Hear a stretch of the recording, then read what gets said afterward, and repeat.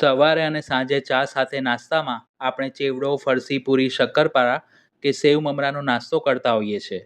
તો આજે આપણે દાદીમાની રીતે બિલકુલ તેલ ન ભરાય તેવી અને બિસ્કિટ જેવી ક્રિસ્પી રવાની ફરસી પૂરી બનાવીશું. તો વિડીયોને એન્ડ સુધી અવશ્ય જોજો. સૌ પ્રથમ ખાંડણીમાં મેં 1 ચમચી જીરું અને 1 ચમચી આખા કાળા મરી લીધા છે. તેને અધકચરા ખાંડી લઈશું. આમ કરવાથી તળતી વખતે તે નીકળી પણ નથી જતા અને ફ્લેવર સારી આવે છે. તમે મિક્સરમાં પણ તેને અધકચરા વાટી શકો છો, પણ બહુ બારીક ભૂકો ન કરવો. હવે લોટ બાંધવા માટે મિક્સિંગ બાઉલમાં મેં 2 કપ અથવા તો વજન પ્રમાણે 500 ગ્રામ જેટલો બારીક રવો લીધો છે. રવો અને સોજી બંને ઘઉંમાંથી જ બને છે, એટલે કે એક જ વસ્તુ છે, પણ સોજીનો દાણો મોટો અને રવો ઝીણો હોય છે. તેમાં વાટેલા જીરું અને મરી ઉમેરીશું.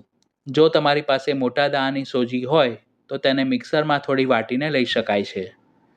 પછી તેમાં સ્વાદ પ્રમાણે મીઠું અને મોણ માટે 1/4 કપ અથવા તો 60 ml જેટલું હૂંફાળું ગરમ કરેલું તેલ ઉમેરીશું. ફરસી પૂરી બનાવતી વખતે તમે મોણમાં તેલ કે ઘી જે પણ લો તેને થોડું ગરમ કરીને ઉમેરવાથી તેનું ટેક્સચર વધુ સારું આવે છે. હવે ચમચી વડે બધું જ સરખું મિક્સ કરી લઈશું અને રવો બિલકુલ કોરો ન રહે તેનું ખાસ ધ્યાન રાખવું.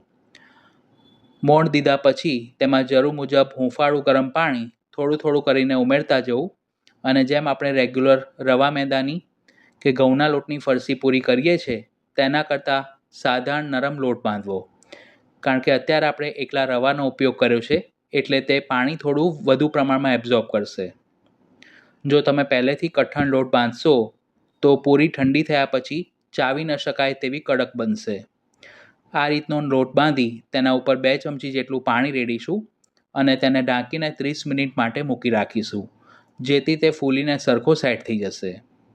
આ લોટમાંથી આપણે નમકપારા પણ બનાવી શકીએ છીએ. 30 મિનિટ પછી લોટ પહેલાં કરતાં કઠણ થઈ ગયો છે. તેને હળવા હાથે કેળવીને થોડો સ્મૂથ કરી લઈશું. જો તમારે મસાલાવાળી પૂરી બનાવવી હોય તો આમાં તમે અજમો, તલ, હળદર, કસૂરી મેથી અને લાલ મરચું પણ ઉમેરી શકો છો. લોટ ઉપર 1 ટેબલસ્પૂન જેટલું તેલ રેડી તેને થોડો સ્મૂથ કરી લઈશું અને તેમાંથી આ રીતના નાની સાઇઝના લુવા બનાવીશું. અત્યારે આપણે જેટલું માપ લીધું છે તેમાંથી 45થી 50 નંગ જેટલી પૂરી તૈયાર થશે. લુવાને ઢાંકીને મૂકી રાખવા, જેથી તે સુકાઈ ના જાય. હવે તેને પાટલી ઉપર મૂકી આ રીતની મધ્યમ જાડી ગોળ પૂરી વણી લઈશું. જો બહુ પાતળી પૂરી વણશો તો પણ ઠંડી થયા પછી વધુ પડતી કડક થઈ જાય છે. તળતી વખતે પૂરી ફૂલે નહીં તેના માટે આ રીતે તેના ઉપર કાણા પાડીશું. આ સિવાય પણ બીજા ઘણા બધા પ્રકારના કોરા નાસ્તા મેં ચેનલ પર પોસ્ટ કર્યા છે, જેના પ્લેલિસ્ટની લિંક ડિસ્ક્રિપ્શન બોક્સમાં અને આઈ બટન પર આપી છે. બધી જ પૂરી વણી લીધા પછી તેને તળવા માટે કઢાઈમાં જરૂર મુજબ તેલ ગરમ કરી તેમાં સમાય તેટલી પૂરીને તળીશું. તળતી વખતે તેલનું ટેમ્પરેચર અને ગેસની ફ્લેમ બંને મીડિયમ રાખવી. જો તમે ઓછા ગરમ તેલમાં કે ધીમી આંચ પર તળશો તો તેમાં તેલ વધુ પ્રમાણમાં શોષાવાના લીધે પૂરી ઓઇલી બનશે અને વધુ પડતા આકરા ગરમ તેલમાં તળશો તો તે તરત જ લાલ થઈ જશે અને અંદરથી કાચી રહેશે. 1 મિનિટ સુધી તળ્યા પછી પૂરી આ રીતે કઢાઈમાં ઉપર આવે એટલે થોડી વારે તેને જારા વડે ફેરવતા જવું અને બંને બાજુથી લાઇટ બદામી રંગની અને ક્રિસ્પી થાય ત્યાં સુધી તળી લેવી. એક બેચ પૂરીને તળવામાં આશરે 4થી 5 મિનિટ જેટલો સમય લાગશે. તળેલી પૂરીને બહાર કાઢી બાકીની પૂરી પણ આ જ રીતે તળી લઈશું. બીજી વખત પૂરી જ્યારે તળવા માટે મૂકો ત્યારે પણ તેલનું ટેમ્પરેચર ખાસ ચેક કરી લેવું.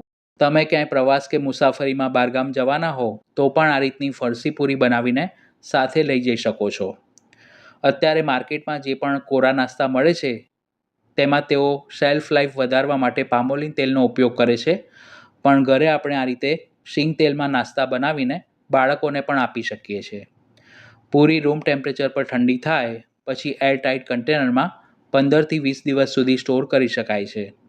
તો એકદમ ક્રિસ્પી અને ટેસ્ટી રવાની ફરસી પૂરી બનીને તૈયાર છે.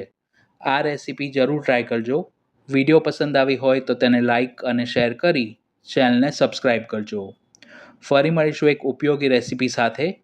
Thanks for watching this video.